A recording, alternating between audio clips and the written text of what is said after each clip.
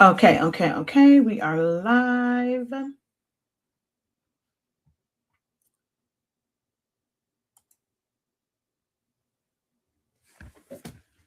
All right.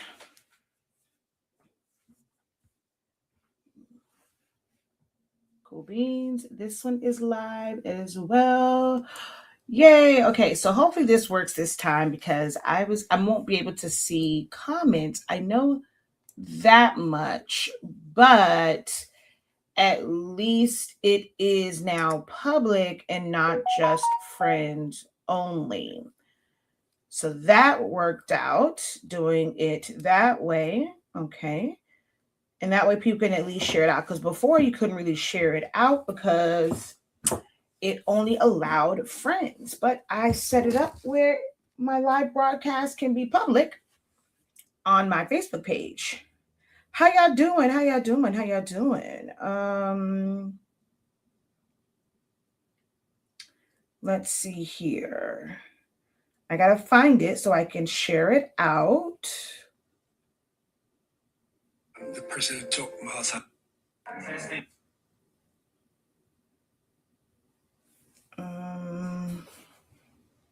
But I set it up where.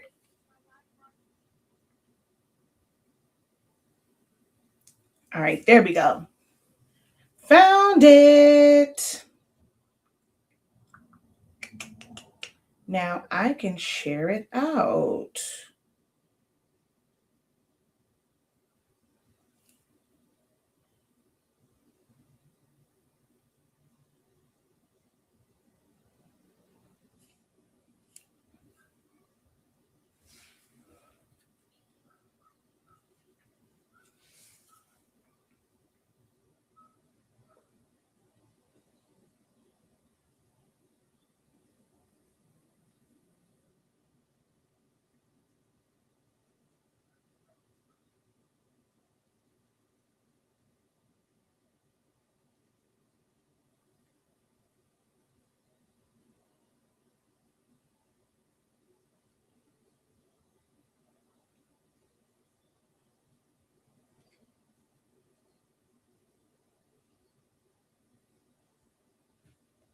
Okay.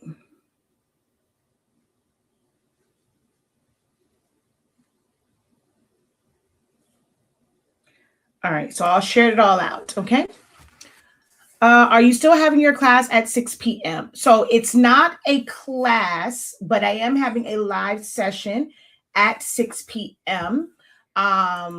So that one is our what is it called? Our don't come to me in 2.5 seconds. Our study hall session. So tonight, for those who are enrolled in our Understanding Canva training, so whether you are already enrolled or if you decide to enroll right now, you can attend our study hall session where it'll be a more detailed Q&A. You can share your screen. We're going to go over everything from lessons 1 through 6. And then tomorrow we start the second half of it and we start session 7. But yes, there is a live Zoom tonight at 6 p.m. Eastern Standard Time if you got the email because you're already enrolled. If you're not enrolled, once you enroll, you'll see the link for that on your dashboard. But yes, there is a session tonight. Hello, young Lynn, Phyllis, hello, welcome. Incredible greetings. I need some help with my digital product. Okay, yeah. So are you already enrolled in the Canva training?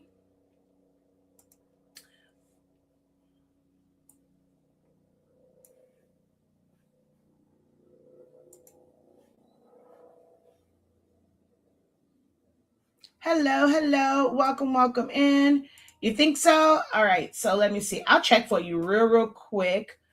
Wait a minute. I went to the wrong thing. Let's check and see. Oh, if you got the email, that means you are. So click on that link and head on over to the dashboard. When you register with that Zoom, it's going to give you the option and make sure you select all three if you are able to attend all three of them. But it's actually it might say 4. I think it also has a Monday on. If I And free, I might do an additional, because when I was doing the reoccurring, I think it included next week, Monday as well. But just go ahead and register for it just in case I do decide to do it. I'll let you guys know. But once you register for that, you'll register for tonight's study hall session. You will also be able to register for tomorrow morning's session 7 and next week's Tuesday session 8. Okay. So that one link will get you registered for all of those. All right.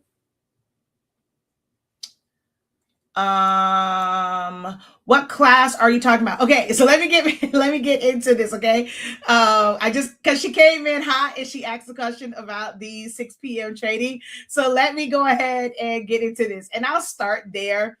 Since you've asked like what class I'm talking about, because I'm gonna, you guys are gonna learn something about Canva and basically get a free training. This is my version of like the webinars. I'm pretty sure that you guys see when someone's having like a training or a webinar, it's like, hey, come to my free training, click on the Zoom. And, it's really to get your email address and things of that nature and send a bunch of emails. I'll be honest, I don't do well with sending out as many emails as I should. I pay for the service and I don't. Like, this is something that, like a business coach or a mentor would probably rip me to shreds on because I pay for it and I don't utilize it as much, because I don't find that I get a lot of engagement and things like that from my email list. But typically when you sign up for these free seminars or summits and webinars and things like that, or these challenges, you'll have this sign up page to basically get your email address. And then they're going to send you a bunch of correspondence for when it starts and things of that nature.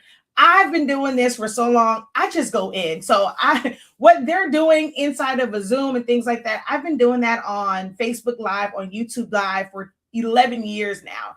So for me is, hey, I go live. And if you want to take advantage of whatever it is I have to offer, because contrary to what some may try and make it, every time someone's doing that, doing something free, it is for an offer at the end. They're going to talk to you for an hour and a half, 2 hours about absolutely nothing half the time, just trying to motivate you and make you feel like you have a problem and they are the solution to it, to go ahead and pitch it to you at the end. I'm going to let you know now.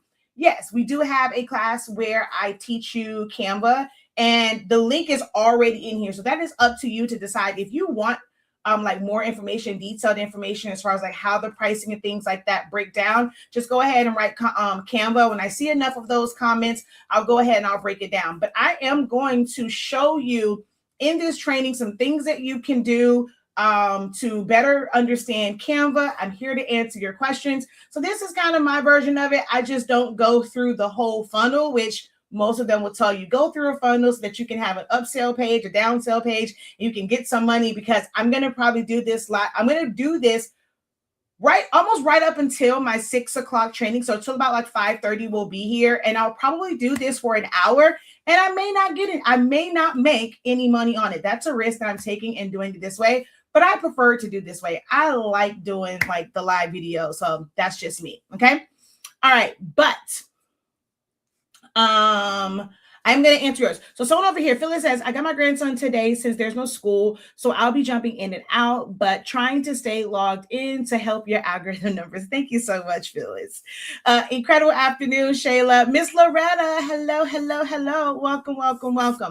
All right, so I do see a Canva here. You want some more information. All right, so just so that you know, like at the end of the day, I would like for you guys to, to stick with me to be able to learn Canva more. So what I was talking about with Sherry, as far as the study hall session that's happening tonight, is my understanding Canva training. So mine is the prerequisite to my business training for Canva, where in that particular course, I'm gonna call it that for lack of better words, is where you will start to build out business assets. So if you are somebody that needs a website, we will have a day where we're going through like building out a website. We're going to go through building out whether you're setting up a physical card to be submitted to be printed, if you want a digital card, if you want a flyer, just creating different systems. If you need forms for your business, if you need to have spreadsheets,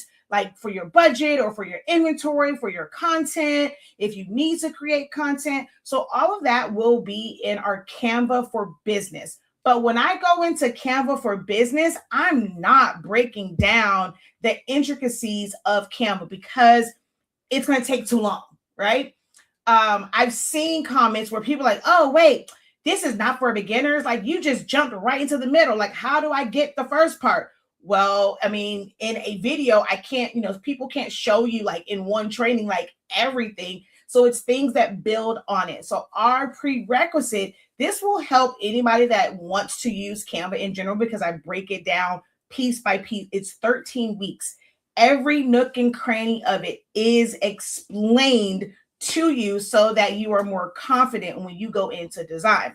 So when we do the Canva for Business, know that, I mean, if you don't do the prerequisite and get an understanding of it, you might feel lost. Now, some people might be able to jump in there. They're going to navigate it because they just probably need help with like the sizing or ideas and things of that nature. But if you really don't know where to click at, and if you are someone where you're constantly saying, oh, this video moved too fast, this tutorial moved too fast, like this isn't for beginners, and it's because they said it, they clicked, but it was kind of fast. So you had to pause, rewind to see where they clicked at because you don't know where things are at. You need this understanding Canva. It's going to help you identify where things are, and it'll make it to where you can follow these free tutorials and free classes that come on YouTube, or like if someone sped up a reel or TikTok and things of that nature, you'll understand it better and you'll be able to easily follow along because you'll know where things are at. So that's what our understanding Canva training is. And we've done the first 6 weeks. You have access to it. So you don't have to feel like rushed. Like the things that we went through, it's stuff that it's going to be easy to catch up on. We're just now getting into the nitty gritty. I strategically set it up that way. So we're getting into the nitty gritty. And because we only do one session a month, one session a week, you can take the next 6 days and watch all of the 6 sessions we've had. You can spread it out and watch them little by little. It's like an hour and a half to 2 hours for some of them. So you'll have time to like catch up before maybe like next week's session, not for tomorrow, unless you have like a full day tomorrow and you want to watch all of the videos, but you'll be able to catch up. Okay. So we've gone through 6 sessions. We've gone through, like I started at the end and we worked our way back. So session 1 was like how to save. Session 2 was, okay, wait, I don't remember the order. Hold on.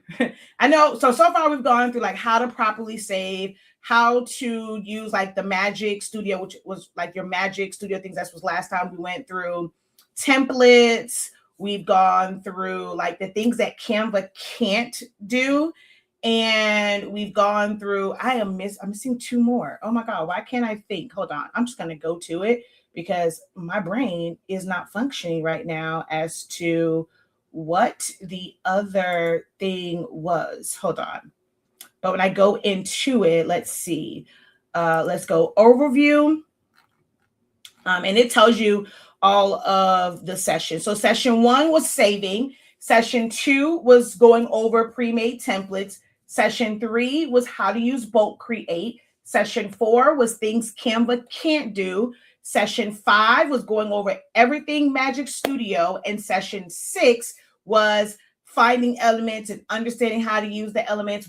I taught them how to take a design and put it into something like ChatGPT and have ChatGPT identify like the keywords of the elements. That way they can find those elements in Canva. So those are the 6 sessions that we've done so far. Okay. All right. So that's what I'm referring to. Now, if you want information as far as like pricing and things of that nature, go ahead and put Canva in the chat, or stick around to the end and I'm going to break all of that down. Okay. But we are going to talk about Canva. If you don't know who I am, not sure how I came across your timeline or your For You page, but my name is Shaquille Lavelle. I am known in these creative streets as Shakia, the professor, because I like to research. I like to teach these things. I am someone that goes like really, really, really, really deep into it, which can be a blessing and a curse because sometimes people want to kind of just know like one thing. But I also know like this is from experience. This is from hundreds of people booking one-to-one sessions with me where they're like, I want to learn how to do this. We go into it. I'm like, all right, cool. This is what we're going to learn. All right, so you're going to click on this. We're going to go through this. All right, wait, hold on. Where'd you go? Wait, I don't understand this. Or a bunch of other questions now come up that had nothing to do with what they booked for. And it's like, well, you have to learn the first part of it. Or they'll come and they'll take the training and then they'll go do something on their own and it didn't quite come out. It's because they're missing one part of it. Like they probably didn't know like how to properly size it, or there was something beforehand, but we took that session and we went into like just what we needed to do. I've been at this for 26 years. Okay. I'm not saying that it will take you 26 years to learn this because it's not like it took me 26 years, but it does take time.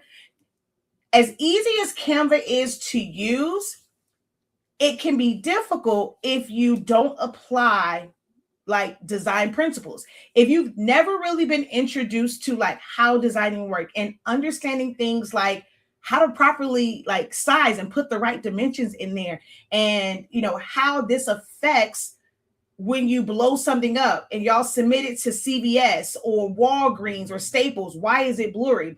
If you don't understand the difference between pixels and inches and how to convert that, if you don't understand how to properly save it, if you don't understand like how the text function works, and just it becomes very frustrating when you're trying to put things together, you're trying to move things. Like earlier today in one of the groups, someone was asking like, well, I'm trying to change the color on something, but when I go and I put the color in, it's not the exact color. So then it's like you have to know how design programs work, that the only time you're going to get a true color is if it is vector, if it's text, if it is like an actual, like in Canva, if it is a shape, if it is a graphic that is still technically in vector mode, it hasn't been flattened, it hasn't been rasterized. And then it's like someone will mention keywords like that. And it's like, okay, well, what does rasterize mean? What does vector mean?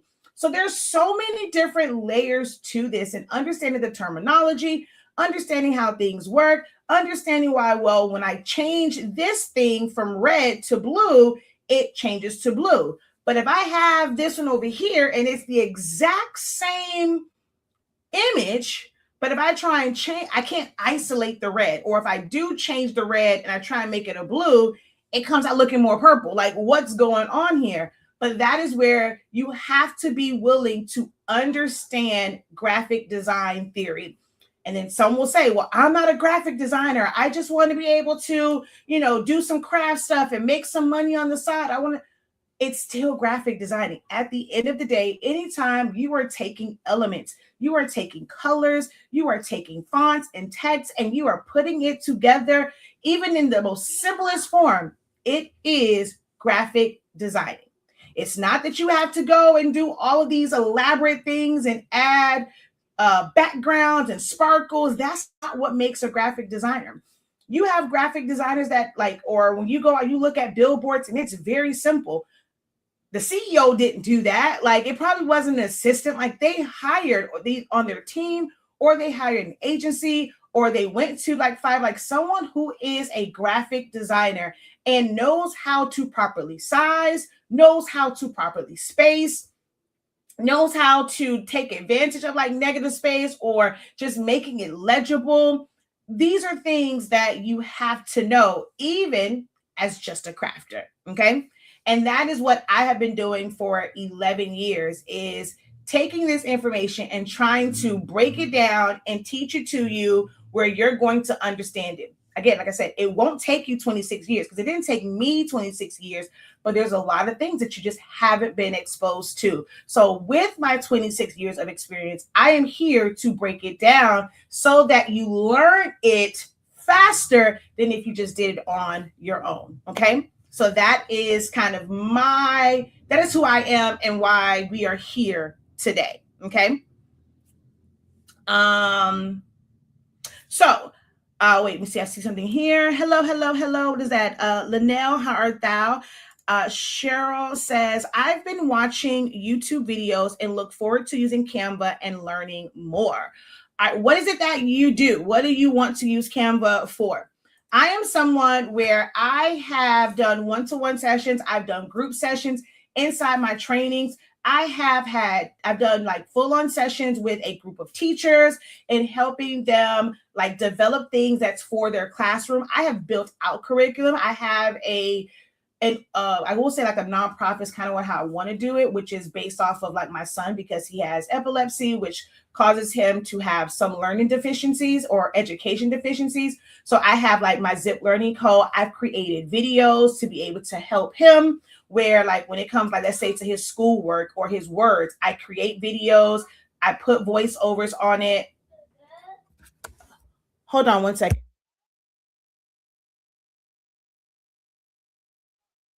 He's letting his brother in. So I've created videos where I'm going over the words. I've helped teachers do this as well. So where if they want to give their voice a break, they can either use an AI voice, they can do their own voiceover, but they will be able to take their words of the week and turn them into interactive videos that they can either play in class. They can provide that YouTube link to their students, like to the parents.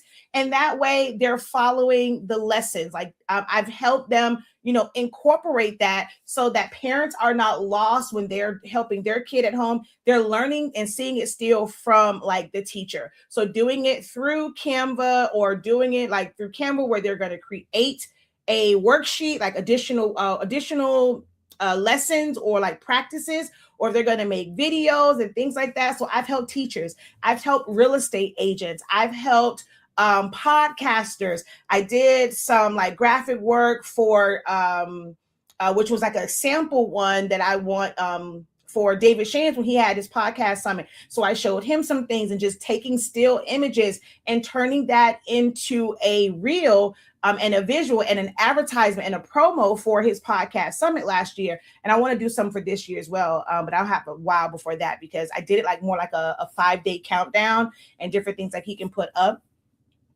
I've worked, of course, with crafters.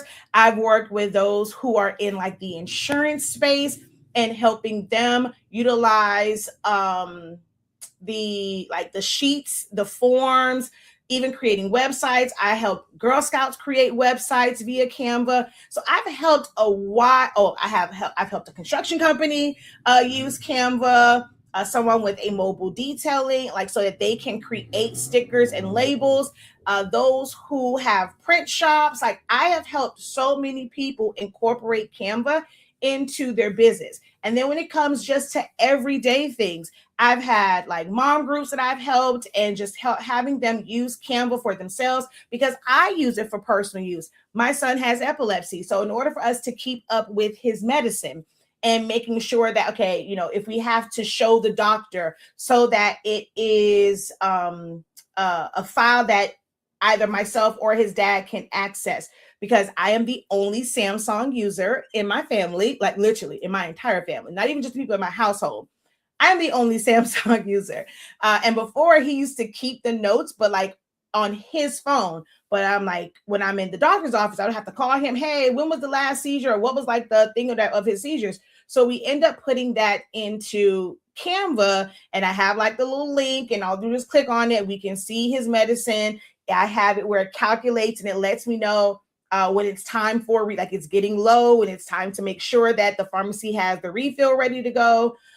We have done it for our grocery list, shopping list, and just identifying like what's in there, like having it broken down to what's in the refrigerator, what's in the freezer on the refrigerator, what's in the big deep freezer, what's in the little deep freezer, what's in the spice cabinet, what's in the pantry, what's in the like different areas in our kitchen. We even have it for our home. So if we're running low on soap or toilet paper or toothpaste, so it created this master list, and to know that, okay, hey, you need to update this so that if I'm in the store, I'm not wondering, well, shoot, do I have this? And then I get home and realize, oh crap, we already had enough of this.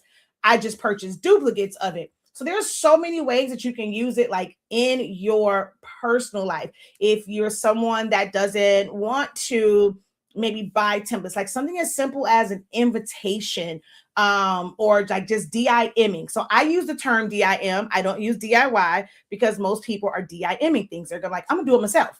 So I use the term DIM. It's a phrase that I coined. So I help people who want to DIM parties, or just, so when I say I have used Canva almost every way imaginable, I mean that. Like, because I've used these things in other programs, like I know Excel, I know Microsoft Access, which is a database builder.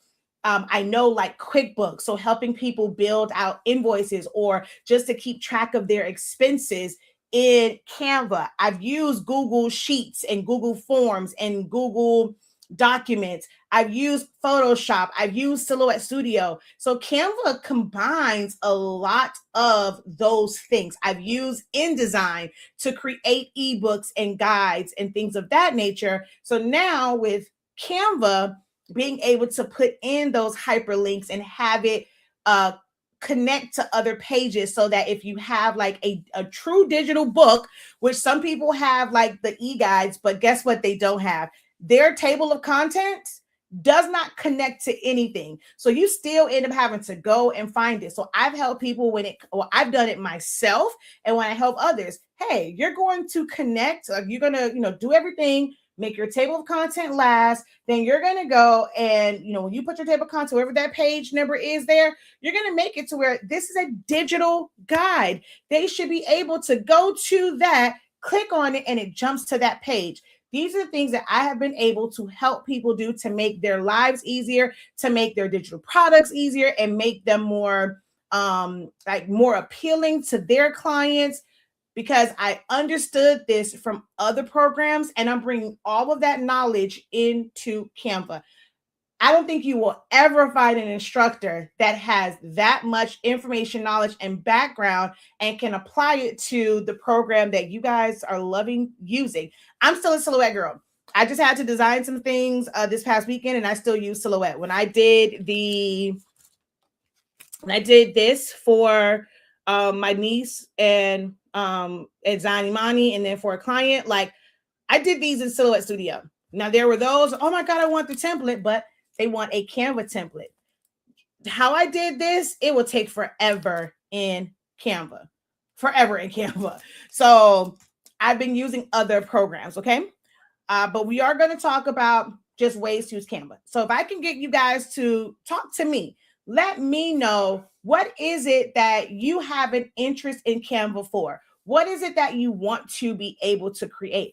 I also want to know, what are the difficulties that you are finding in Canva? Like, what frustrates you? What can't you figure out that you have to like walk away, or you're like, man, I can't, I'm just going to go buy a template. What are those things? So I'm going to have you guys do that. I know that last time I timed this, there's like a 30-second, but it's like, that's a really long delay for me to then sit here and not say anything whatsoever. But there's like a 30-second delay in what I'm saying, and then by the time you guys hear it.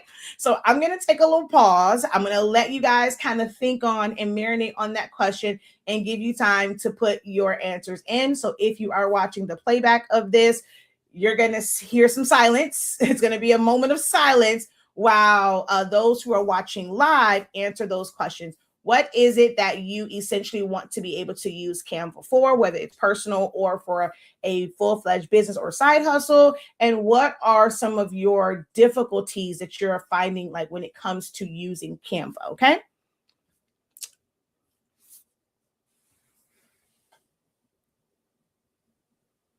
All right. It's me, Cheryl, from many years ago. Paper crafting, designing, sublimation. Okay. Currently using Canva to make all over print shirts. It just doesn't seem user friendly, even with templates. Okay. I'm just learning Canva. I will see you at 6 p.m. We'll see you then. Hello. Welcome. All right. Hold on. Let me go over here.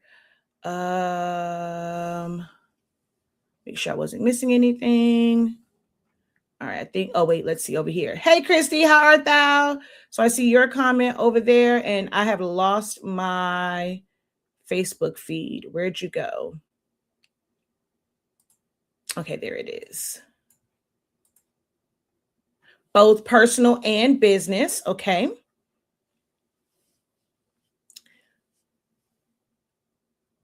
All right. Okay, when you say it doesn't seem user friendly, are you able to maybe go into a little bit more detail on that? And for, was it Danica, I guess? Are you running into any type of issues, whether it's splitting, if it's sizing? So when you're doing your all over shirts, are you finding anything that's like, this could be better? Okay.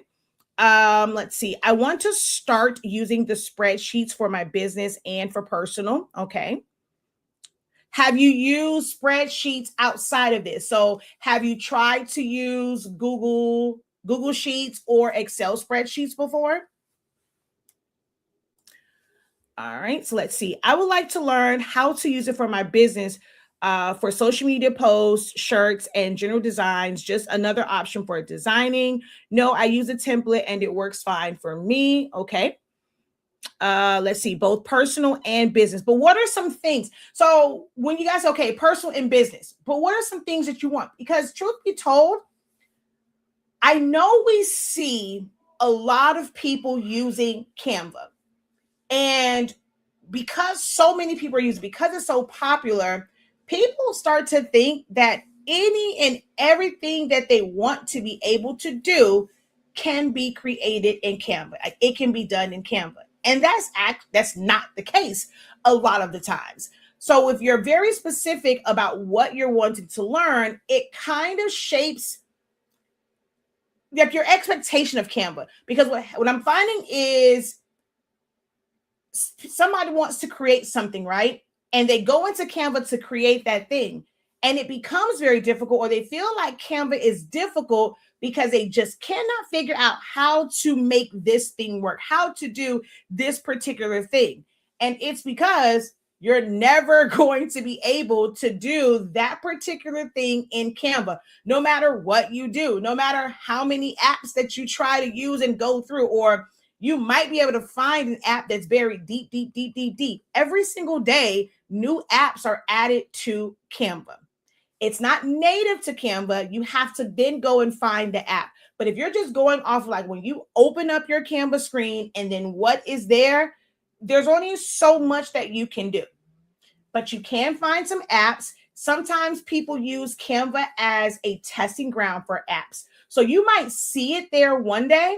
You'll get used to it. You're going to come back and that app is going to be gone because they know that there's a wide variety of people to use as a testing ground for this. And then they'll go and they'll put that on their own website, or they're going to make it to where you have to pay to have access to their technology. Canva isn't the one that's creating all of these apps. There are people who are developing these and they're just leveraging Canva's program where you can either submit your own elements or you can submit apps. Even the elements that are there, these are people who are designing them, not in Canva.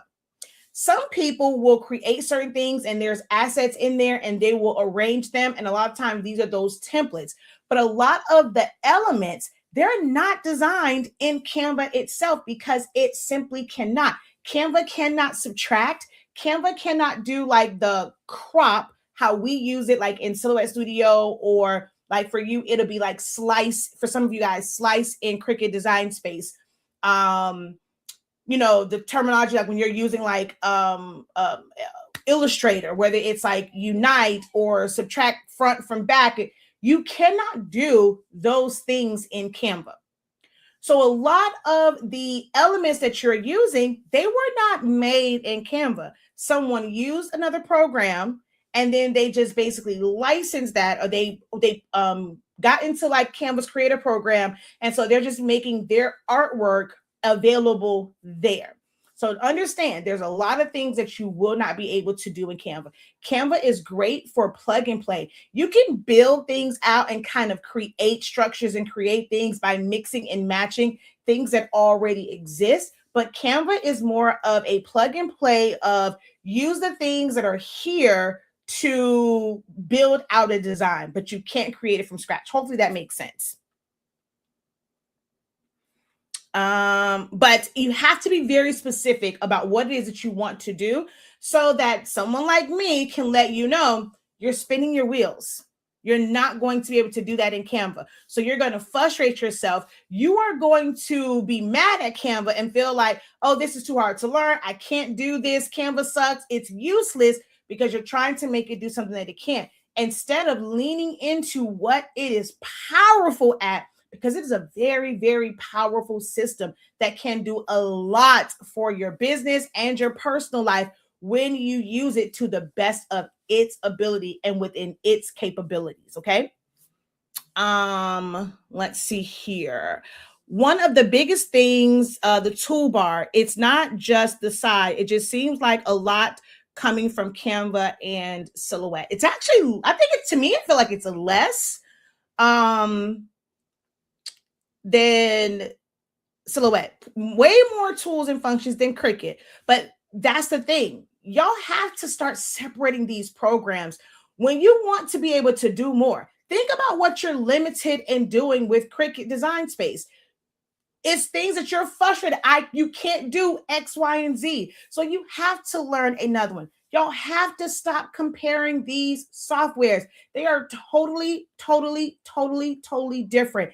They have benefits to them. There are pros, like they have their own set of pros and their own set of cons, but you have to look at them separately. If I wanted to create a soft edge, if I cannot do that in Silhouette Studio, you can't do that in Cricut Design Space. So you then have to learn how to do that in something like a Photoshop or a Photopea. So if it's like, that's the one thing that's missing, right, from you using Cricut Design Space, and I'm looking into a new program to be able to do X, Y, and Z, then start there. The problem is you guys are wanting to replace a program with a new one instead of using that new program, whether it is Canva, Photoshop, Corel Draw, Photopea, hell, even if it's PowerPoint, you're trying to replace it instead of it being a companion to it, something that you're doing this particular task over here.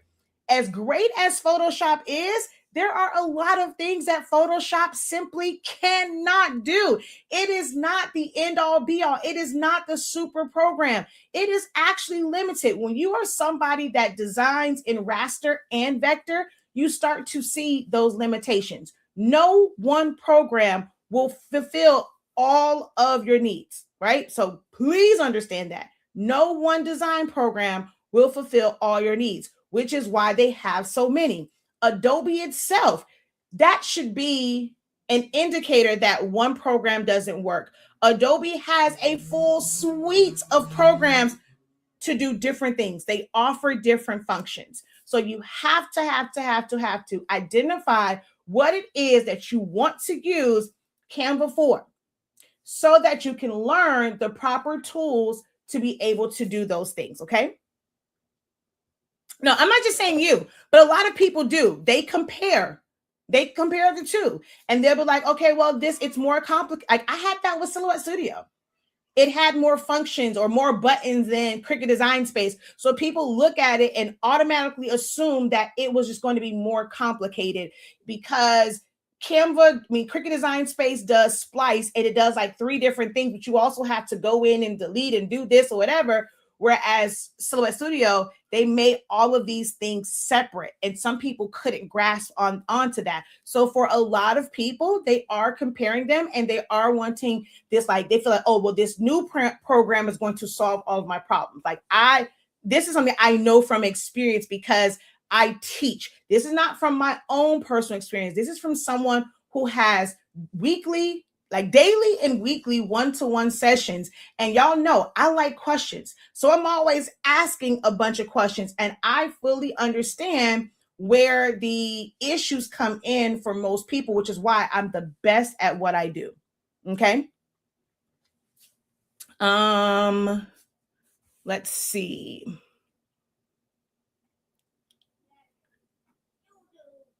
All right. So specifically, I would like to learn to create journals, planners, greeting cards, making templates to be able to make and sell digital products. Okay.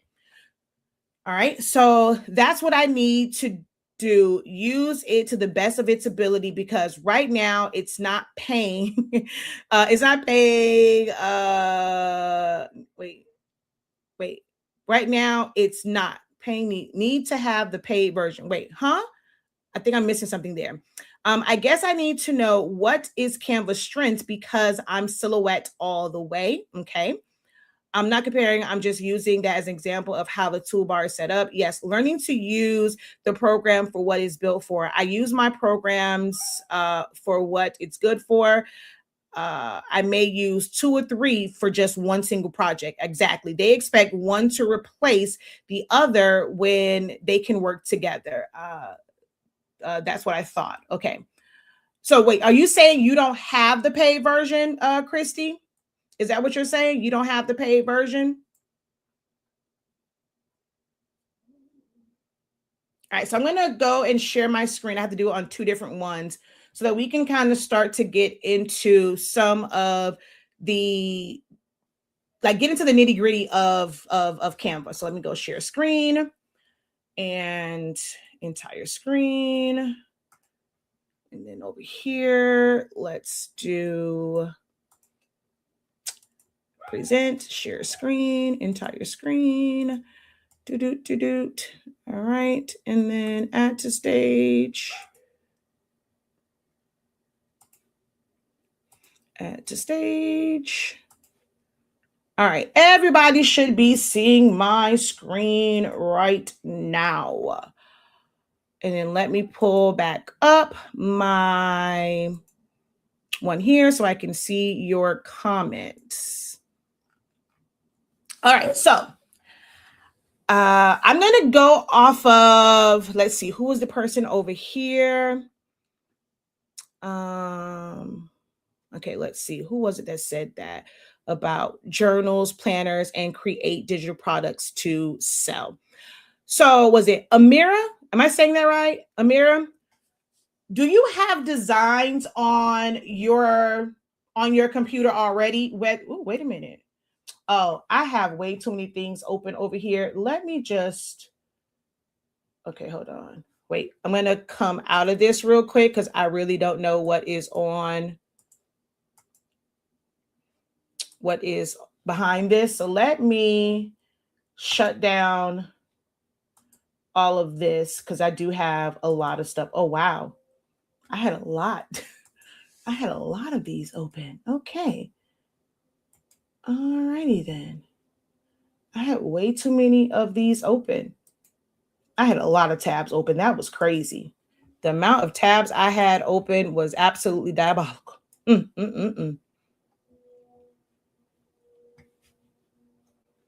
Okay. So now let's open up this one and bring y'all back over here. There we go.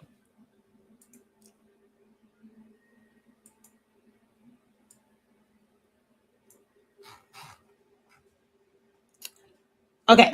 So when it comes, okay, someone says, I want to learn to create journals, right? What about a journal? I'll be honest with y'all. When I see people say that, and it's like a journal at the end of the day is nothing more than like it's, you can turn a notebook from Walmart, from Dollar Tree, from, you can turn a regular notebook into a journal, right? It might be the cover that now has like some flair to it, but at the end of the day, a lot of the times it is nothing more than, let me find my little pages here. It can be nothing more than either regular pages or dated pages. Now, if you are someone where you're like, well, I need to know in journal making, like, okay, I'll know how to add the lines to it. Is it that with making these journals, you don't understand or not sure on the proper sizing, your margins? Are you going to do it as a digital one? Is it going to be printed? If it's going to be printed, do you know how much spacing you need depending on how it's going to be bound? Are you going to do spiral binding? Are you going to do the one where it's like in a booklet where it's basically like glued? Is it saddle stitch? Like, what is your binding going to be for this particular thing, right? So now do you understand like the margins? Do you know the bleeds? Because when it's going to be printed, you can't put things close to the edge, because when we're printing, I'm also somebody that knows print shop, functionalities, because I've run a print shop. I understand these things. So when it comes to printing them out, let's say you wanted something to be at the end of the day, like 8.5 by 11. We don't print that just to 8.5 by 11-inch paper, and then it's like printing to the edge. I see in groups all the time. How do I print borderless? Now, printing one particular thing like borderless might work, but if you're doing a booklet, you can't print borderless. What we do is we'll then take that 8.5 by 11. We're going to print that on a larger size paper. So we're going to probably print that on 11 by 17, and then it's going to be cut down to size, which means your margins have to be in a certain, set up a certain way to make sure that things don't get cut off. When you take a bunch of sheets of paper and you fold them, even if you're doing it, I'm going to show y'all this like passport one right here. And I'm just going to keep it simple. I'm not going to get into like technical terms. But when you go and you fold this, right? If you just take a stack of papers and you fold it, you'll see where the pages don't line up. You have some that trail. Like it's not all like just automatically straight. Some pages are pushed back. So you end up having to trim that so that it is the same size. But you have to make sure that your margins are correct so that that one page that might be coming out a little bit more, when you go and you cut it down based off of the shortest paper, once you fold it together, you're not cutting off things on that one that's coming out. And the more sheets you have, the more it's going to like feather out. Okay. If you're going to do one where you're going to, instead of doing like a regular saddle stitch, like staple or stitch, you're going to do it where it accounts for thicker paper and it's actually like, a spine on a book. So that is set up where you have the front and then it creates a small rectangle and then the back or a bigger, like there are specific things to this. There's ways that it has to be set up. Are you doing it page for page? Does your printer need it set up in the spread? So they need to see page 1 and 16. They need to see page 2 and 17 so that it prints correctly. Or do they want your individual pages?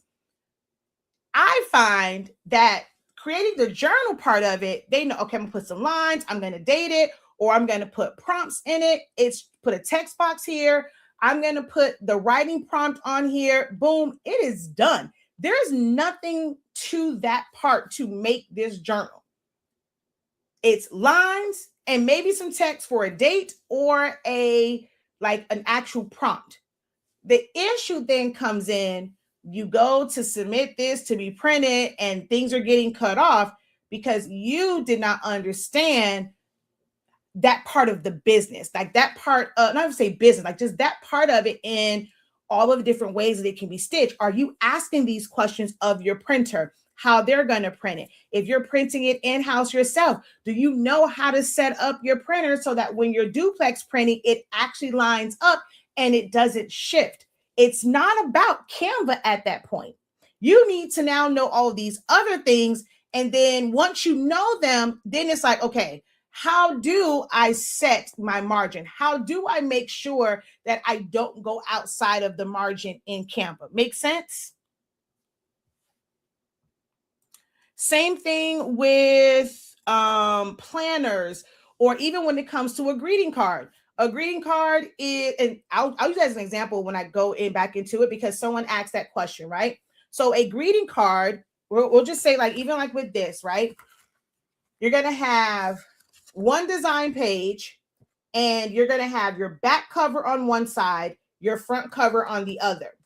But then when you do you have to have another page. Someone just asked this question this weekend, and I explained it, and she was still like, what do you mean? I don't understand. And I'm like, I literally gave visuals. So that meant there is something else. And she's like, oh, when I do it on mine, it's not coming out. That means there was something else. No matter how you're asking it in the group, you're not going to get the answer that you want. You might need to be in someone's program where you can attend a live session. You can share your screen with them. You can go and fully explain out of your mouth and not trying to limit typing exactly what it is that's not working so that they can see the visual for you. But then when you're doing the second page, it's actually reversed. So the first time it would have been, like, let's just say if it's a greeting card, this is technically page 4, this is page 1.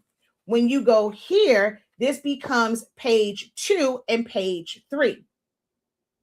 So here it was odd, even, but then on the inside, it is going to be even odd when you're it's going to be even odd when you're looking at it. Those are things that you have to understand. That's not about using Canva. That's understanding how you're supposed to set that greeting card up. That's when you go and you enroll in our design classes. You enroll in classes for that so that you understand the proper way to set things up. What you will need to learn how to use in Canva is once you know the right size and you have to account for your margins, how do I set that up? How do I do text? If I want my cover to just be beautiful, and I want texture, and I want backgrounds, and I want all types of elements, how do I bring those together? How do I blend them? If they showed me a heart and it was red, but I need it to be blue, how do I change that? If I want, well, for a journal, you wouldn't do animations, but like for certain things, you want to be able to do animations. These are the things that you're needing to learn when it comes to Canva. Because if it was just a journal, if you can make a journal in, let's say, Silhouette Studio, because you know to put the lines, you know to put the words on there, that means you know how to make a journal. For any of you, if you have ever added text to any type of design in any program, knowing how to do text isn't the issue. Because in every single program, it is universal to look for a letter T or a letter A. That is how you know that it is going to be text. You add that in there. You know how to use a keyboard. You know how to type it out. So that's not the issue. Now it's the visual part. Many of you say that you don't know how to use Canva, and it's not that you don't know how to use Canva. I find that most of you don't know how to design. Learning a program and knowing how to design and make it look visually appealing are two different things. They are not one in the same, but you guys are treating it like it's the same. Okay. So let's go back over here. All right. And let me bring this back up. Okay, so it says, I want to learn Canva for content creation. My phone is full of photos of things I have done and that I could use to advertise. Also to do videos with voiceovers. Okay, so this is where like knowing how to, okay, so when you say content creation, do you want it? I mean, let me just come over here real quick. So there's a couple different ways like you can look at content, right?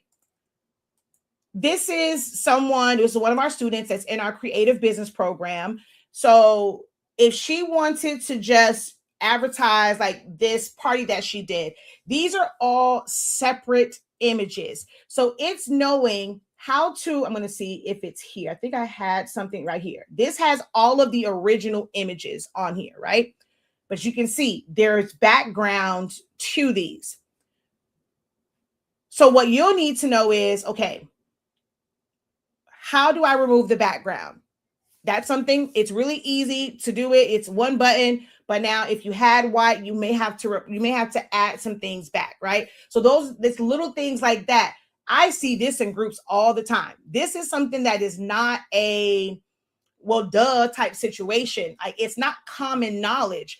People will hit remove background, and when it removes things on the inside, they're like, wait, like I can't, like, can somebody remove the background? Because when I did it, it removed too much. It's as simple as knowing, hey, you can go back into restore and draw that and brush that back in. But they don't know those things. So now Canva seems difficult, or they think Canva is broke, or their Canva is broken because it's removing areas and they don't understand why. They don't know that they can bring it back. So, but for these, it's like, okay, remove the background. So once you remove it, now what do I do with these, right? So when I put it together, she was just like, oh man, like I would have thought like to arrange them, or some people are afraid to layer and stack things. They feel like everything has to be seen. Like, so you're creating more, like it's looking even more crowded because you're trying to make everything be seen. You don't want things to cover or overlap each other. This is where you learn about designing. If you also look at these pictures, they're very, very dull. A lot of people don't know that you can adjust images. You can make it look brighter. You can adjust the contrast, the saturation, things of that to make it pop. Look at how dull some of these are. Like, some people don't know how to use their phone to take proper pictures, or you may not have really good lighting. Most of y'all think that a ring light is what you need to take pictures of your products. Ring lights are great for beauty. Ring lights are not great for taking product photos because you end up with only one light, and the way that you're lighting it up, you create unnecessary shadows. You're creating parts that are super, super highlighted and areas that are darker. When you're doing product photos, or like for a photographer, there's multiple sources of light that's coming in, or it's going to be a softbox where the whole thing. But when you do a ring light, you are missing out on a lot of lighting, and you're putting it on your product, and your picture's still going to look horrible. You are taking it from the wrong angle. You're taking your pictures where your ring light is behind it, and you're shooting into it, and that's going to make it darker. That's not a matter of like knowing Canva to make your social media post. You started out with a sucky picture because you did not understand taking pictures. That's a totally different class. Someone that's teaching you Canva shouldn't have to, well, they're not going to, for the most part, teach you how to properly take pictures. But someone can say, like, okay, if you kind of effed up, here's a way that you can fix it. Whether it's in the information you'll learn in Canva, you can actually apply that and make those adjustments on your phone, because almost every single smartphone has the adjustments to change your contrast, your highlights, your shadows, your saturation, your tint, your hue. If you've ever done that with any program, if you have taken a silhouette class with me, we have gone over enhancing pictures using this little button right here. We come here to image effects. We've gone into brightness, contrast, and saturation, right? You've learned this from me already. If I wanted to increase the brightness on this, let's kind of maybe reduce that contrast. Let's go over here to maybe gamma. This one's going to be hard to like make it like a pure white, but let's see. Which ones can we? Yeah, this one's going to be hard, but you can still tell the difference in these two images. So if you've ever been exposed to that, to learn that, now all you have to do is figure out these same exact settings to adjust an image, where are they at in Canva? You need someone to help you identify and locate where these resources are. This is what I'm saying. You have to know what it is that you want to do. Hey, I want to make a flyer. You can go, I can show you, okay, yep, or you can watch something. They're going to tell you, bring in this image, do this. But something's still going to be off because your images are ugly. They weren't taken properly. Someone had a horrible selfie image.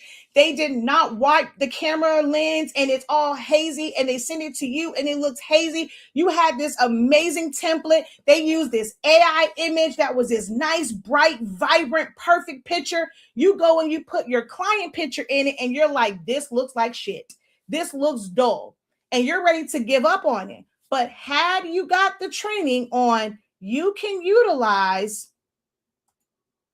edit and go to adjust, and there's all these amazing adjustments in here that you can play around with, and you now can make this picture look a whole lot better. If it's something that's too dark, how do we brighten it up? But you have to know that that function exists, and then what's the proper balance? Like, that's a different teaching in teaching now. What is the proper balance? But I'll be honest, even those who are professional photographers that edit, a lot of times it's guessing because every image is different. Like, in general, like what contrast would do, what highlight or what brightness and what saturation, like what they generally do.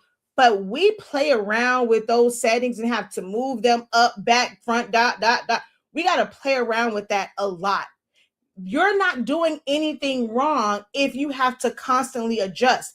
Professionals do a whole lot of adjusting unless they have purchased something that is a preset, or because they're taking pictures in the same exact lighting with the same exact lens. Like, this is their equipment and they know it. They've created presets in their photo editing, and they can click on that preset and it automatically just adjusts it and makes it amazing. But that is when they are taking the picture. They know their camera. They know their lens. But when you have outside ones, you're going to have to play around with it. So if that has been you and you've had to play around and you felt like you spent 30 minutes going back and forth with all of these adjustments, guess what? That's normal. Everything isn't going to be a snap of a finger and as quick as AI to get those adjustments, because you're now working with a real image and not something that was AI generated. Make sense? But this can be a post, right? So it can be where we simply do this one. You put a caption with it. There's advertising for the business, and you're going to put your caption with it. Boom. This can be social media content. This can be taken a step further, where we would then add animations to it, so that as it's coming in, well, this was like the entire photo, like the entire page. I didn't want it to do everything. Okay, let's remove the animation. Is this okay? Yeah, why'd you do everything? So animate, let's see, page.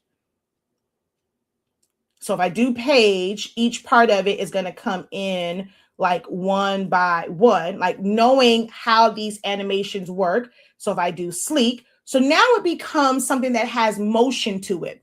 You can go in and you can change, like you can either duplicate it or you can slow it down. You can make this be 10 seconds, 30 seconds. So you can then just take this same one that you may have posted as a static image on Monday. You're going to post it as a reel on Wednesday just by adding some actual motion to it. Technically, you still can make it a reel even if there's nothing going on. You're just going to save it as an MP4. So for those who are like, I want to use it to make content, you probably already have the content there. What you need someone like me is to help you connect the dots that, baby, you already did it.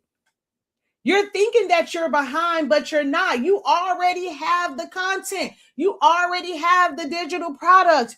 You're just that, like, it's just not connecting for you.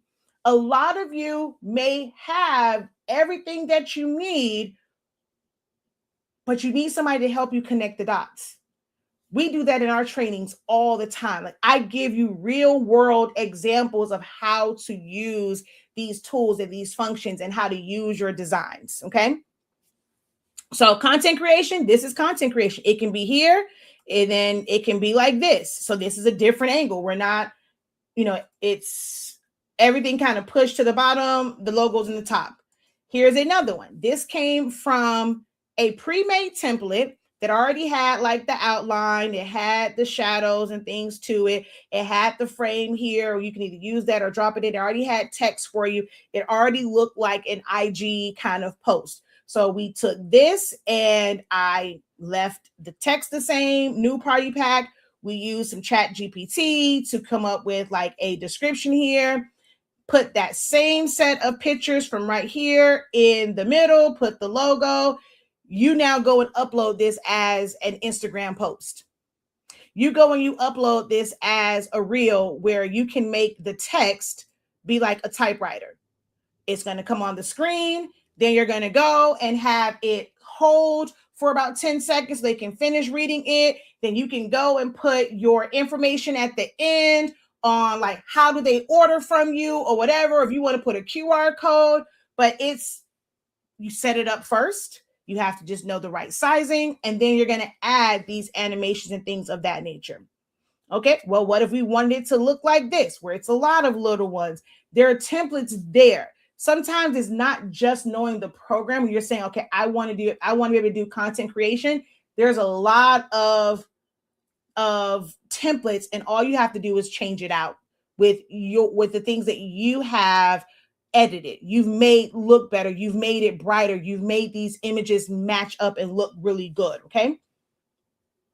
We did a couple of these. So this is just a regular picture. I think if I click on it, I might be able to see the original. Oh yeah, see, that's show the original. It was just white behind it. Like that was it. So she took it on a nice clean surface. And as you can see, it was going up and down from that picture. How do I turn it? I was actually shocked how many people did not know how to turn things in Canva. They were clicking on it and didn't realize that this icon was to turn. Or depending on the way that it is set up, a lot of the times, like let's say if I go like this and I'm going to make this like bigger and I'm going to zoom. Oh, see, it's right there. But what has happened sometimes, this one's not going to really do it because it's on the side. Let's see if I go. Okay, boom, here we go. Perfect, right? I've had, no, still on the side, but I've had situations where people are so zoomed in, they don't see this immediately. And they need to know the hack, because y'all like that word hack. If it's too big, you can't see the ends, because if you go and you start to scroll, and let's say you go too far, come on, you'll end up on the next page. I don't know why it's not moving this time, but a lot of times you'll end up on like the next page. That's so weird. They've changed that, because normally when you probably on your phone too, when you scroll like that, it'll automatically hop to the next page. So a hack is make it really small so that when you click on it, you can see the edges, bring it in, and then zoom back in and resize it as you need it. But sometimes things will come in really, really big and you're not going to see the edges. But when you're in the proper training and the training is breaking down, y'all like the word hack. It's not a hack. It's just how Canva works. You need to zoom out and zoom in a lot in Canva. Okay. All right. So let's see here. One of the things that you can do, like content wise. So I end up doing this one, and this was just from some screenshots from the Social Proof podcast. I really liked this episode. It wasn't like I had to, I really liked this episode. So I took screenshots. I'm on my phone.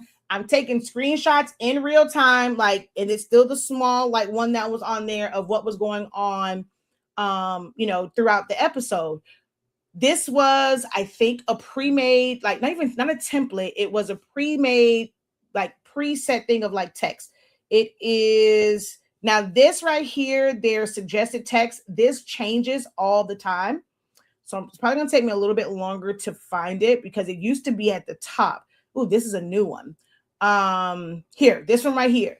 This was nothing more than I looked through this. If you're someone that struggles with selecting the right fonts or setups and things of that nature, take advantage of the fact that Canva gives you a starting point through their font like their pre-made font combinations, through their templates and how an artist or graphic designer set them up, all of these things. So this is how I was set up. And I was like, I kind of like how that was. And then I just went in, and this is all like, so this one might be, so this is a couple different text boxes. So this is one text box, and the was is behind there. It's just in black. I'm not sure if you can see right there. The was is there. It's just in black. And then knowing that if I wanted an outline, you just have to make a duplicate, put it on top, and then you're going to use these effects, right? So I did that. I combined it with a different one, and I'll let this just play. Actually, we'll go, it'll play from there too. And you can see at the bottom, these different layers of things that are there. So whether it's text, when it comes to the images, how they fly in, and then there's transitions that makes it to where it automatically moves. But you have to learn about these transitions. Is this something that's going to apply to everyone? No.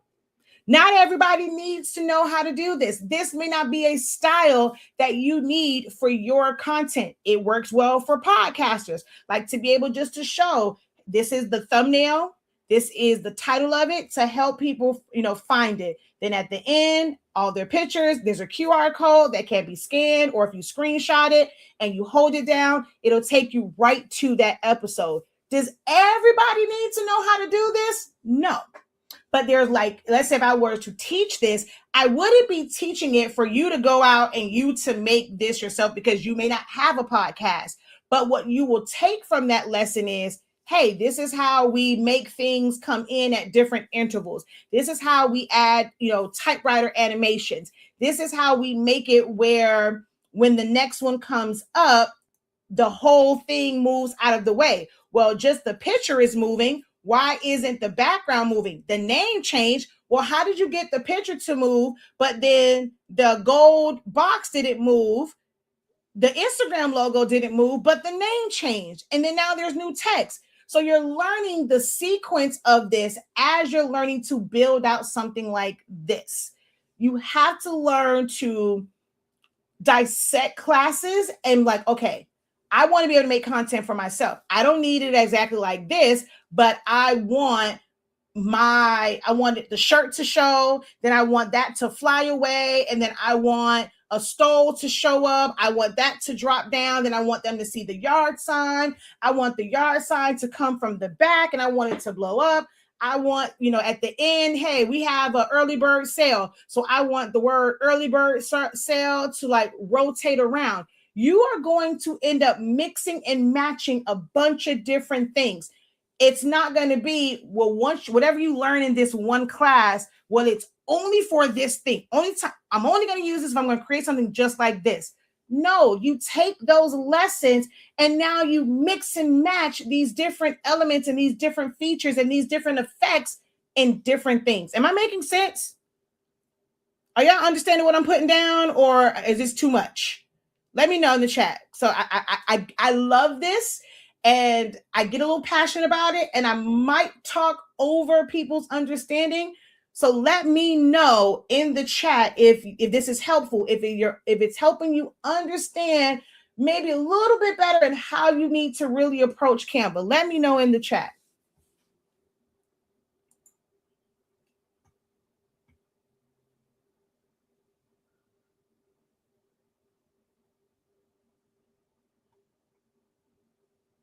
I've created newsletters. This was, I have clients where, like I said, when I say for personal stuff, clients that, from their phone, they're able to set up designs that they're going to send to me for us just to print, out. So she went in, She found the film strip. This is what's called a frame. She was able to drop, like, went in, got all these images of Shonda Rhimes's, like, things that she has produced, written, or like things that she has created, put all of them in a film strip. The film strip frame was already available in Canva. You just have to know that it's there. She put all of them in. She went in, she did her text, she found the clacker, we found the image of Shonda Rhimes, we removed the background, and she put it all together. I did have to go in and set this up where, hey, okay, this is the size of the board. And then I put the guidelines on there for her so that she kind of knew like where things were. And it's like, hey, you do know if you put anything over this guideline, that's in the crease. So it's going to be, in the crease part of it. But then to be able to print it out, once she used this to kind of lay everything out, and then I set up each individual panel for her. This was the center panel. This is the one on the side. This is the one on the other side, just so that it can be saved and sent to me. Well, I can save it. And then I went ahead and printed it. Not sure if you guys saw it. Let me go to my Facebook real quick. If you haven't seen that finished like product, I did post it on my page. There it is right there. So there's the finished one from what started in Canva. Here is the finished product.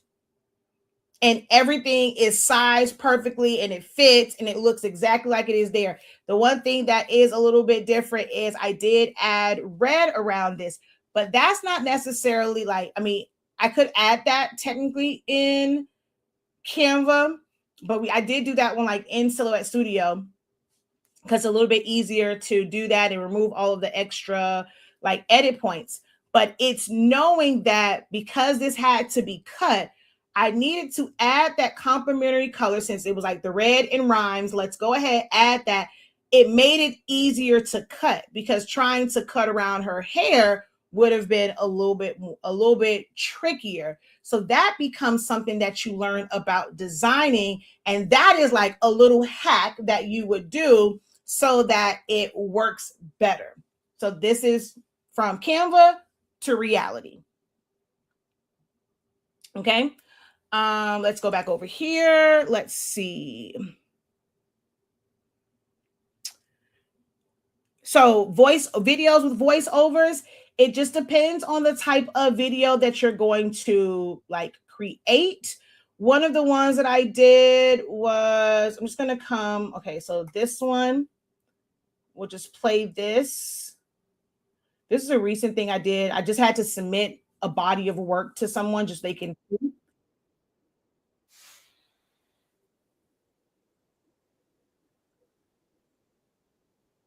I don't even know if y'all can hear the audio. I'm not sure if I put add audio to it, but there's some audio playing.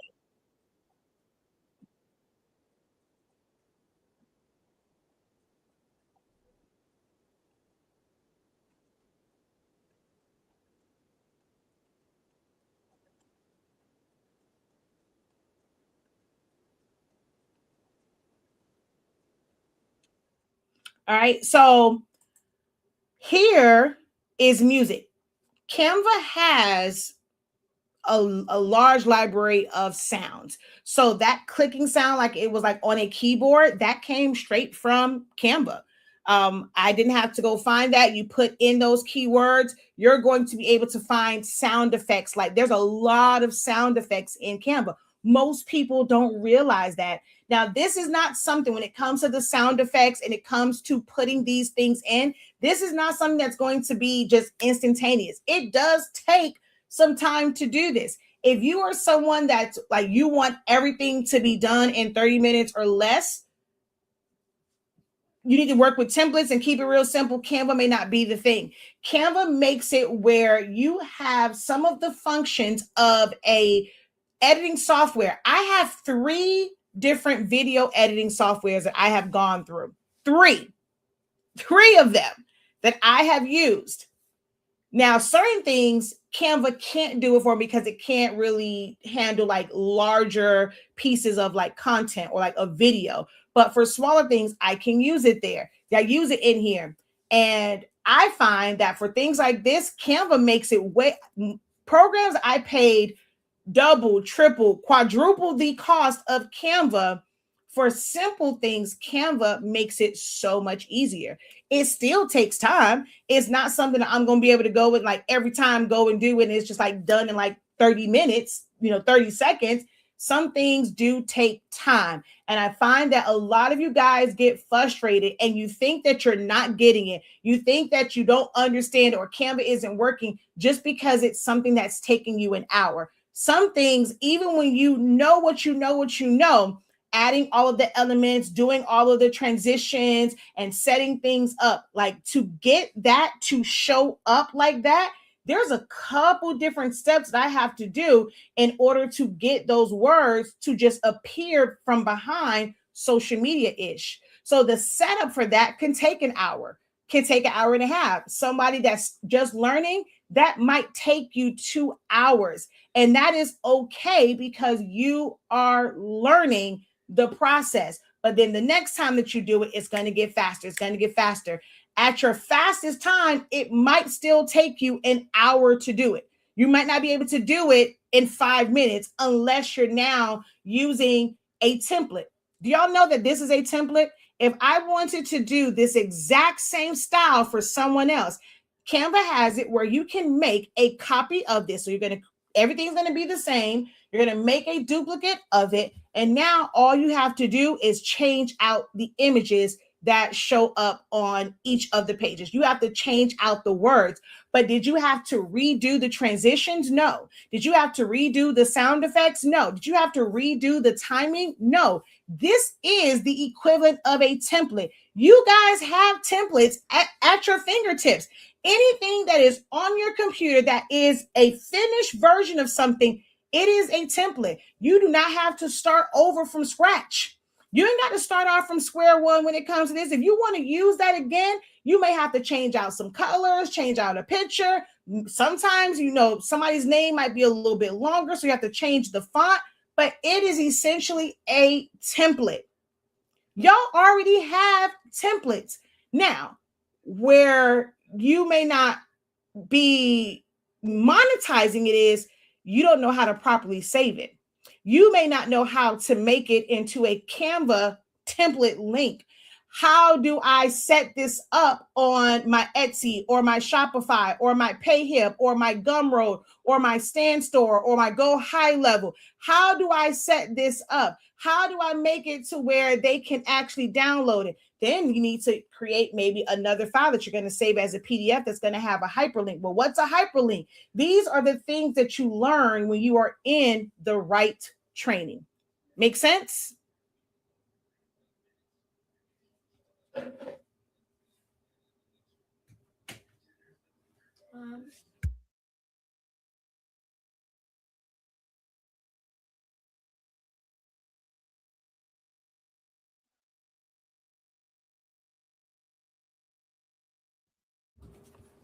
Want another popsicle because he snuck one this morning. So now you restricted because you shouldn't have went in my refrigerator sneaking one 4 day in the morning.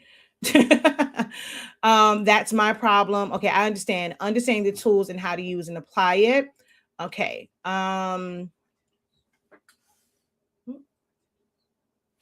What? Okay, so there's that one. One of the other ones that I did was, let's see here. Let's find. Oh, here's one of the videos that I did. Now, Canva used to have it where you could add your own voiceovers right in Canva. Don't ask me why they took it away. It used to be right here where you can do like a regular voiceover, your own voiceover, like playing it in real time. You're talking into the microphone and you can split it, you can edit, like you can do. They took that away, and now this is the part where I can't stand, like it's so AI driven. Okay, I understand AI voice, but everybody doesn't hate the sound of their voice. Like I want to do my own voiceovers. So they have taken that feature away where you can do your own voiceovers. So you for this, you would have to use an outside like voice recorder. You can use it from your phone or wherever or something else. And then you have to bring that in as an audio file. So when you go to uploads, you would have to upload that audio file and then go and drag it to here, and it's going to show up as an audio file. And of course, you cannot stretch it because it's only 11 seconds, but you will have the ability to go in and split it, and you can move this somewhere else, but you cannot just simply stretch the audio. If it's 11 seconds, it's 11 seconds of audio. You can't make that be longer unless you did something like, see, right now it's 11 seconds, but if you go in and, oh, actually, no, with audio, you can't. Video, you can slow it down or you can speed it up, but audio, you can't. Let's see. Yeah, I don't think with the audio, yeah, you can't speed that up. But like with the video, you can go in and like do it 2x or like one, like half and things like that. Like you can do that part with it. But this one, you can't. Like the audio part, you can't. So this is how you just bring it in. You upload it, it comes here, you drag and drop. That's how you would add a voiceover. Now, knowing that is one thing, but how to polish it, that's probably where you're going to run into the issue. So you just saying, I want to know how to do this and do videos with the voiceover. I just showed you how to do the voiceover. But now how do you properly edit it? That is the part that you're going to need to know. Okay. It's too many choices, not sure which ones to use. You start off with what it is that you want to create. Stop trying to use all of the choices. If you can make something right now, today, in this moment, oh, I got to go. I got to go to my 6 o'clock training. You would want to do what? What is it that you would want to create? What do you need to create right now? Right now. Don't worry, like, because if you're not doing videos, yeah, that's cool. The problem with a lot of crafters is when you find something and you see that it's cool, you want to automatically do it. You want to hyper fixate on doing that thing. You think that, oh, I got to learn this to take me to the next level. No, babe, stay focused on the task at hand. Finish learning this, finish mastering this part, and then you can add on.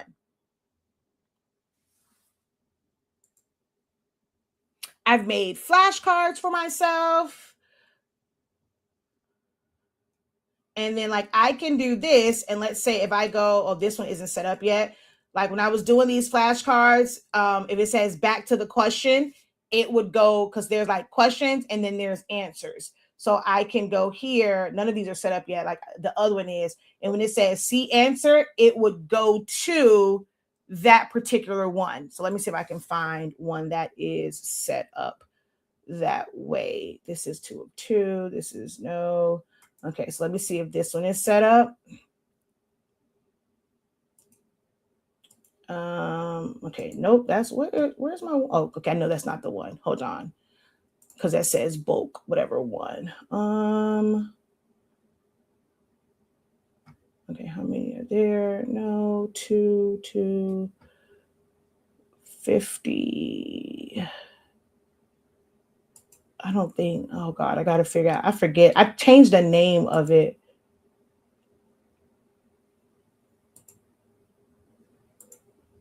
Okay, yeah, that doesn't have a link to it. Okay, let me see. Because there's a couple. Okay,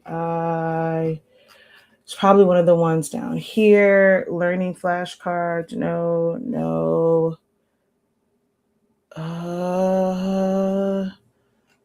Let's see. I have no idea which one it is. Because one of these is already set up, which means I need to find it and I need to relabel it because, ooh, that's not cool.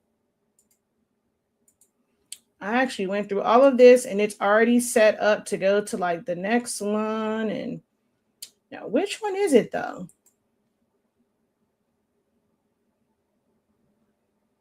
Now, see, I know it's not this one because this is the one that I did where it's like a video where when I save it, this will play and then it will count down 3 seconds and then reveal the answer, like the answer is right next to it. So I know it's not that one, but I have a set of these that are, oh, duh, right here. Okay. I think this is the one. Yes. So like, let's say, oh, let me see, why won't it let me preview this? Okay. I don't know why it won't let me preview, but I'm just going to go, why is it not letting me preview? Where's my preview button? That's so weird that my preview is not showing up. That's okay. Let's go to public view, create public view, and copy, and boom. Okay, so let's say someone was reading this, the way that this is set up, and because I did all the hyperlinks, if I go see answer, it's going to jump to where, and this was actually like technically card number 60 and I set up in Canva. Then I go back to the question, or I can go to the next question. So if I go to the next question, I'm back at card number, oh wait, y'all can't see that. I'm at, oh, you still can't see it because I'm in the way. Hold on, let me do this. So if I come here, I'm technically back at card number 2. I go see answer, it jumps to 61. From here, I'm going to go to the next question. I jump to page or card number 3. Boom, here, I'm going to go see answer. So I'm able to set this up. This is one of the like the resources that I'm creating when we get to the part as far as like one of our study hall sessions. I'm kind of putting a bunch of different information in there based off of everything that we've gone over. We're basically going to do like a little game and like quiz type thing. And I'm setting up my flashcards for the training. So I did all of that in Canva.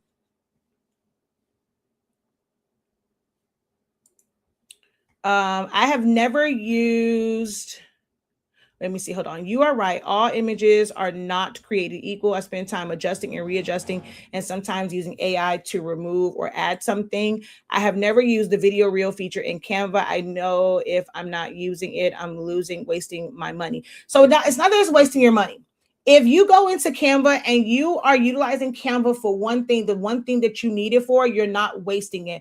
Just because you're not using every single thing in Canva doesn't mean that you're wasting money. So if you are somebody that you want to create, you know that you're going to be dedicated to making content, whether it's through Canva or not. Like in order to make the content and make reels, a lot of times you got to take the pictures. Some people don't bother to take the pictures on their phone. So if you're not going to do the first part, having that feature and that function in Canva doesn't help you any. I mean, that's other, you can technically make the reel on your phone. You can make the reel right in Instagram using the edits app or the edits feature. So if that's not a priority for you, then you're not like wasting money. Because there's like this person over here says, there's so many choices. You're not going to use everything. There's a way to code in here. You can create an app. You can create games. That's not something that your business needs. That's not something that you need personally. So you're not going to look into coding. Just because it's there doesn't mean that you're wasting your money because you aren't using the coding. I don't go to that coding very often, but it's a feature that's there. I don't use half of the apps that are there. Doesn't mean that I'm wasting what I want. I've identified exactly what I want to use Canva for.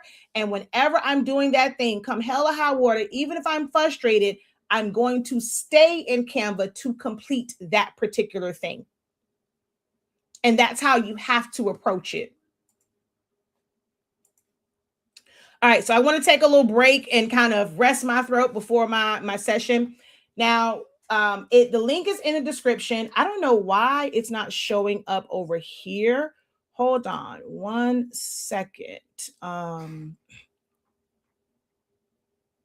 Okay, there we go. So now it's in the corner. You can screenshot What is this? Why is there a paper over this? You can screenshot the screen, and like if you want, like especially if you want to go back later, if you take a screenshot or you take a picture, if you have like a newer phone, and iPhones and all those, if you press and hold the QR code, it will take you right to the listing to enroll in our Understanding Canva training. There's also a link in the description. If you take a screenshot and you have one of the older phones, you can, if you have like a Android or like a Samsung, you can like have it search it through Google Lens. Like on your phone, like go to that picture, say opening with Google Lens, and it will search that and it'll open up that QR code for you. Or you can go straight to our website. Actually, if you go straight to our website, you may not see it. You have to put in search, but it's the number 3, the number 6, the number 5, creativeacademy.com. And then you can go into search and put understanding, or no, just put BIZ. That's probably the easiest way to find it. BIZ, and it will come up if you can't get to the link that's in the description of this video. All right, so let's see here. I guess I need to know what Canva strengths, because I'm Silhouette all the way. Once you describe to me something that you want to be able to make that you feel like you can't do in Silhouette Studio, then it will make sense. Let's see. It will be spiral binding, and I would like to do digital as well. And I don't know the margins, but Canva does give you guidelines. Canva does not give you guidelines. So so let's say we just go to templates and we type in journal, right? They do give you some if yours is going to match that. So let's say we go to journal. I'm just going to click on, see, this one has a border around it. It's not just the pages. This is like a full journal. Okay, let's just say we do this one. I'm going to say customize this template. Now, it does, like, there's some of them that, okay, so this one does have it. So see here, this kind of lets you know where this would be, like if you were going to spiral bind it with like the ones that have the square punch, and how far that typically goes into your paper. So from having this, you would know that you need to take like the word notes and kind of bring that over some. The lines would go right into this, which means on this side, so it's not like it's going to give you like your bleed area, your safe zone. These are things that you have to kind of create yourself, using either the guide. So when you go into settings, you can add guides and you're able to do your own custom guides, or some people have templates set up and they will have basically lines and things on it. You have to remember to turn those lines off or like to remove them so that they don't save. But like it depends on how it's set, but there's a couple different ways that can be done. What happened to the lines that were on the page? Oh, there they go. Well, I don't know what the heck happened to them. But see, when you add a new page though, guess what? This isn't there. So I'll go here. We'll go like this. You're not going to see those margins. So you need to know how to set your guidelines, because they're not going to show up on that second page, that third page, that 50th page, that 112th page. They're not going to show up. So you have to have something in place so that everything lines up the way that it should on every single page. And then you also have to know, if you're going to do spiral bound, if you're going to do page 2, right? Page 2 will not punch on the same exact side. It's going to be opposite. So you have to know that part as well. If it's going to be printed front and back, the punch will be on technically, like for this one, for this to be page 1, like that's like not including like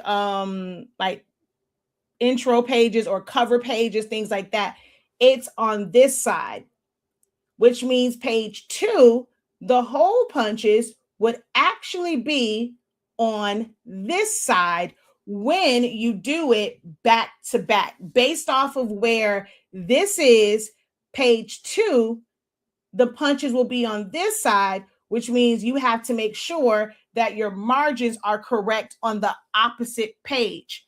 This is where good templates, because some folks sell templates for journals and they are horrible because they're selling them more like it's just for digital and not for it being actually printed and bound. And then some people don't know how to change that or how to adjust it. You're alternating pages, the margins will change, or you need to make sure that you keep it fully in the middle so that no matter where that page ends up at, if it's a front page or a back page, you're not going to cut anything off. But that comes with a training that is teaching you about these things. If you take a class with me or someone else and they're doing a class, and I'm probably helping someone restructure their training right now, send me my commission check in the mail.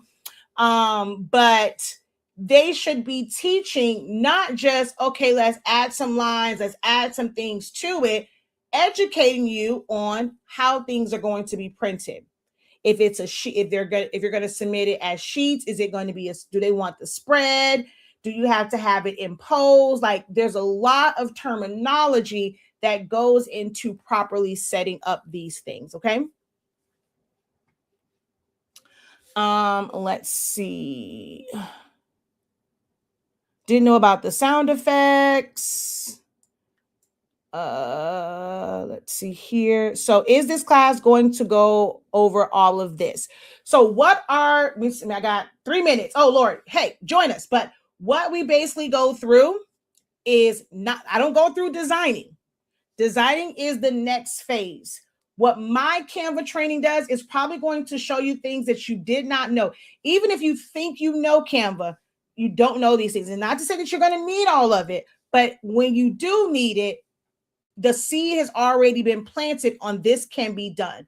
So what we go through is pretty much everything. So we start, you'll have access to the 3-day one was really 2 days. And I went through everything. Like, I went through from the home screen. So you can watch that one through. It's more of kind of like a instructional, informational type thing.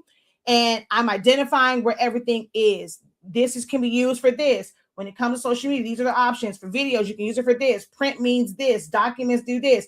Your whiteboard is infinite. I'm showing different examples. So I go through all of this, how to upload your images, how to do custom sizes, how to edit images. Then I explain the interface. Then we go into like an actual design.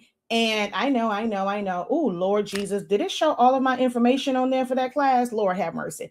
But I go through here and then I'm going through, okay, when it comes to design, this is what will show up based off of this, how to, find a different one. We go through the elements and you see all of these different icons, they all do different things. We break them all down. When you have something selected, this is the floating bar. If it's